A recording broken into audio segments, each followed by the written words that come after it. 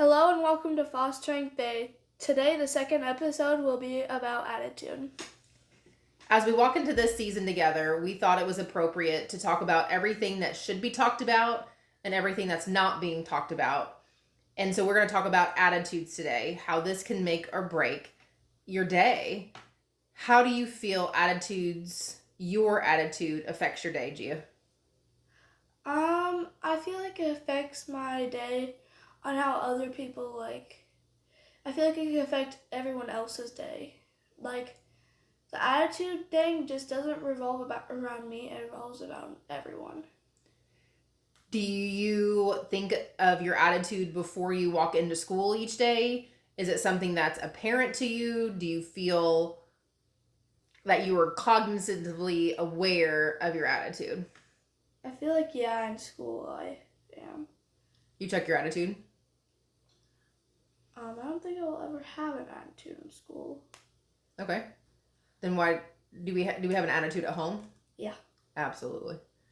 And what do you hold all your frustration in from school and bring your attitude home? It depends on the day and everything.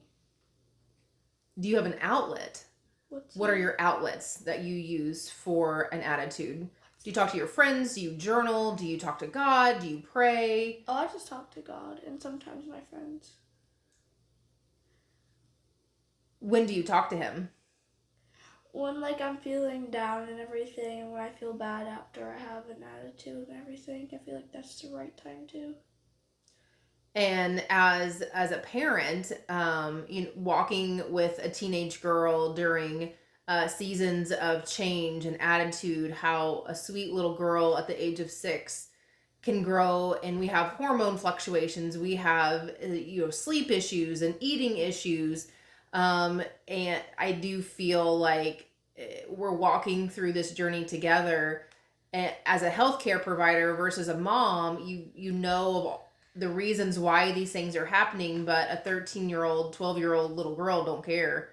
So as we're trying to walk through this with a Christ-like attitude, and these emotions are raw, and there's anger, there's jealousy, there's bitterness, there's so many different emotions that can walk through our day, but how we're approaching them and having an environment of where there's open communication and looking towards Christ as a reflection of how our attitude should be.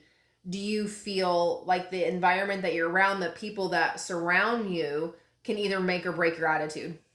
Yeah, because how they're acting can reflect on you and everything. It can change your whole perception of everything. And so hanging out with people that have bad attitudes, that can seep into you. Mm-hmm. Do you try to see the positive in people? Do you do people see the negative in people? What do you think stands out to people?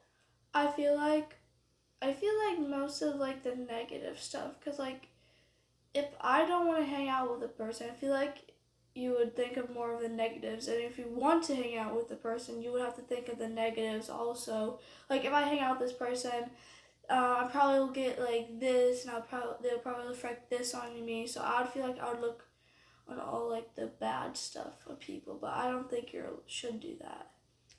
And whenever we have a bad attitude, whenever we come into our house, I mean, because we are such a small family, it is just me and Gia and her dad, and we have the dogs, the gecko, and so it's just we don't have anybody, a buffer to throw things off of. So whenever one person has an attitude, it really reflects on the whole house. And so coming in from a day of work, I try to have a good attitude, and have that mercy and grace, because we have that reflection of Christ. And do I get mad? And we were talking before the podcast about anger, and she said that she wishes that I would just speak whenever I was mad versus just leaving the room. And can you shine some light on that? What do you mean?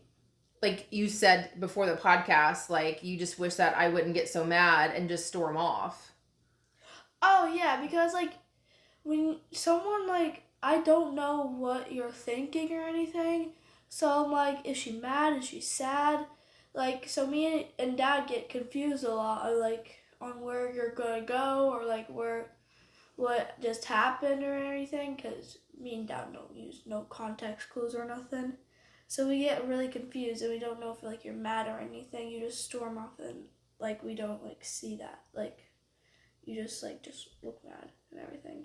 And so I will use to typically like go outside, I will go for a walk, I'll go exercise.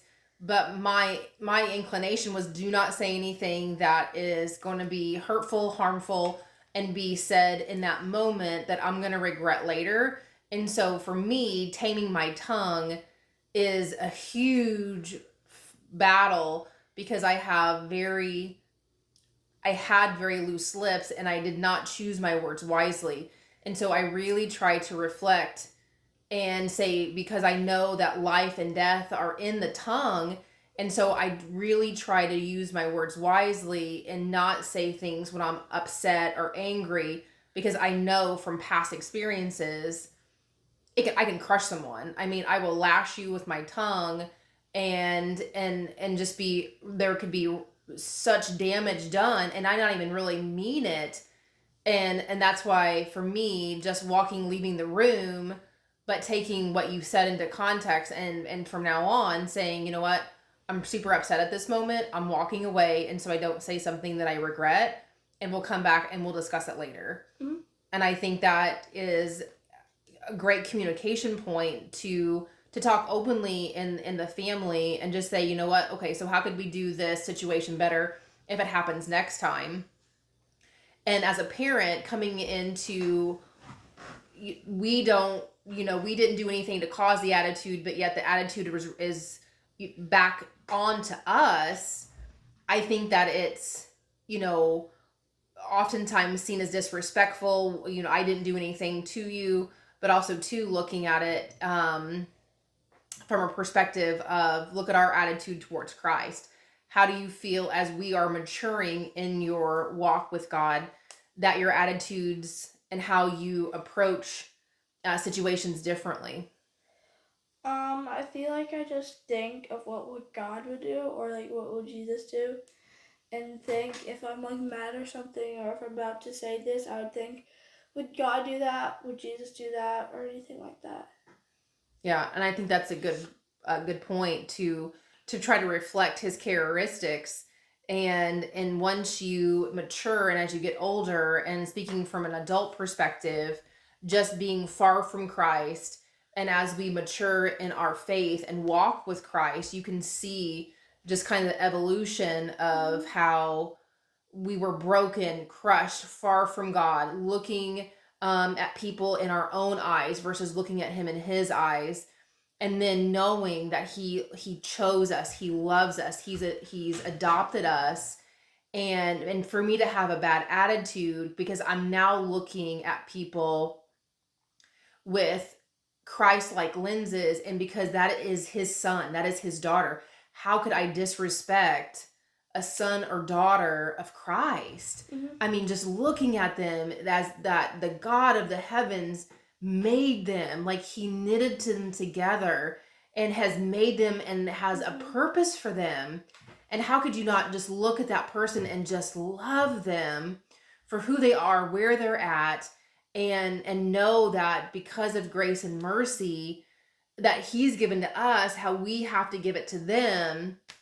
And that is what has saved you multiple times, because of your attitude, because of your disobedience, because of the way that you have spoke to us. And for me not to lash back at you, I think of his grace and mercy that he's given to me. Mm-hmm. Do you try to reflect that?